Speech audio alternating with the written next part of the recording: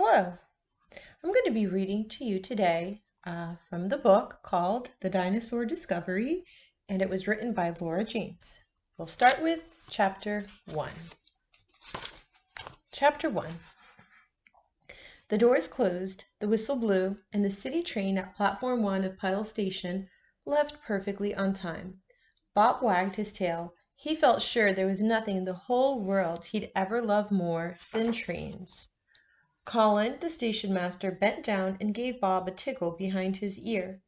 Trains and his master, decided Bob as he trotted beside Colin. Who's a good boy? Arjun, the station cafe owner, called out, and Bob came running for the biscuit he knew Arjun had in his hand. Trains, Colin, and treats from the cafe. Contented, Bob sat down as Colin and Arjun passed the time of day. After a short while, Bob gave a little whine. When that was ignored, he tugged gently on Colin's trouser leg. The next train was due in. Bob's reminding me the branch line train is coming, Colin said. Don't tell anyone, but he's the boss around here. Arjun laughed and they all got back to work. Bob checked as Colin secured the tracks in time for the train's arrival. It too pulled in perfectly on time. This pleased Bob a great deal. But a few moments later, Bob spotted a problem. The branch line train had pulled in on time, but it was now a whole minute late leaving. He went over to see why the train driver hadn't closed the doors. At the far end of the train, Mr. Marcus, a man Bob recognized as the owner of the curiosity shop, was looking angry. He was struggling to get something onto the platform. Bob barked the alarm and rushed over to see if he could help.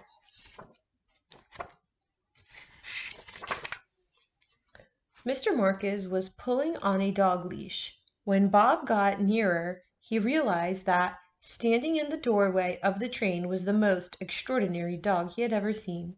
The dog had long sleek fur and a sparkle in her eye. She was the color of his favorite chew toy, and she smelled like hay.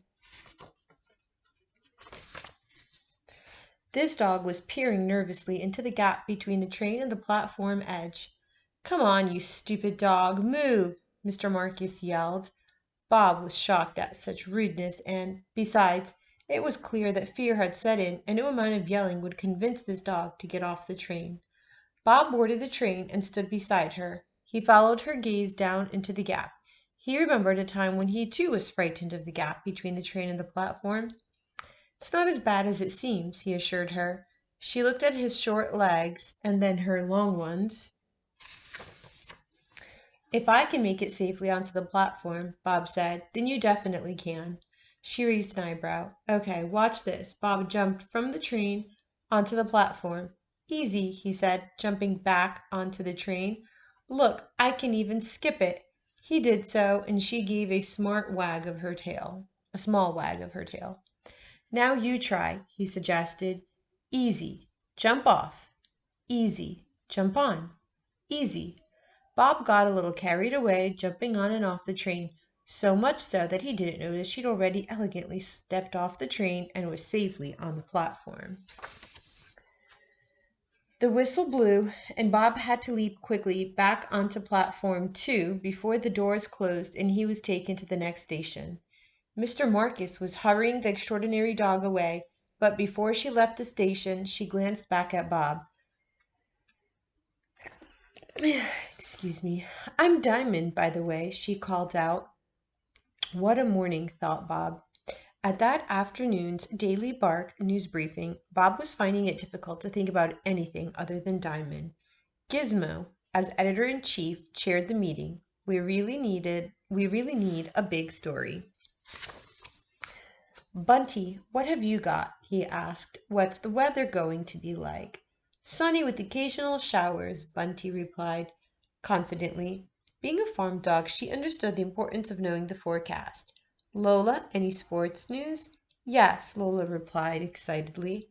"Swimming in the river is back. Someone has kindly removed the shopping cart that was littering the riverbank, so the access is all clear. I'd like to encourage everyone to make a splash. And remember, stand as close to your humans as possible when shaking yourself dry.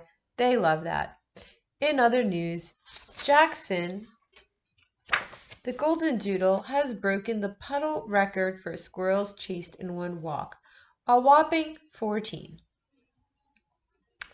The squirrel season is particularly good this year. Thank you, Lola. And Bruno? Bruno gave the new hounds the lowdown on the latest flea treatment. His report made Bob itch. He wondered if Diamond ever got fleas. Probably not, he decided. Bob, have you got any travel news to share? Gizmo was asking him. Oh, sorry, yes. Bob snapped out of his daydream. There will be a freight train coming through at midnight tomorrow. It'll be noisy, but tell residents there's no need to bark unless they want to. Thank you, newshounds. Not exactly the big scoop I was hoping for, but we'll see what we can do with this. Bob could tell that Gizmo was eager to close the meeting and start work on the layouts, but he couldn't help himself. Does anyone know anything about the new dog in town? Her name's Diamond, he blurted out. It was Jilly who answered first. As the Daily Bark's lead reporter, she always knew the latest social news in Puddle. Apparently, she came as part of the contents of a house sale Mr. Marcus attended. Her human could no longer keep her and told Mr. Marcus he couldn't take the contents of the house for his shop without taking her too. That's very sad, said Bob. The really sad thing, said Jilly, lowering her voice, is that he doesn't even like dogs. The rumor is he's a cat person. The newshounds gasped in unison. Poor Diamond, murmured Bob. I met her this morning, said Gizmo. She seems very nice. I'd like to be her friend, said Bob, a bit too loudly, and suddenly he felt like everyone was staring at him. You could go to Paget Gardens tomorrow, said Gizmo. Mr. Marcus has started walking her there at 11 o'clock every day. Okay, and the next video will have chapter 2.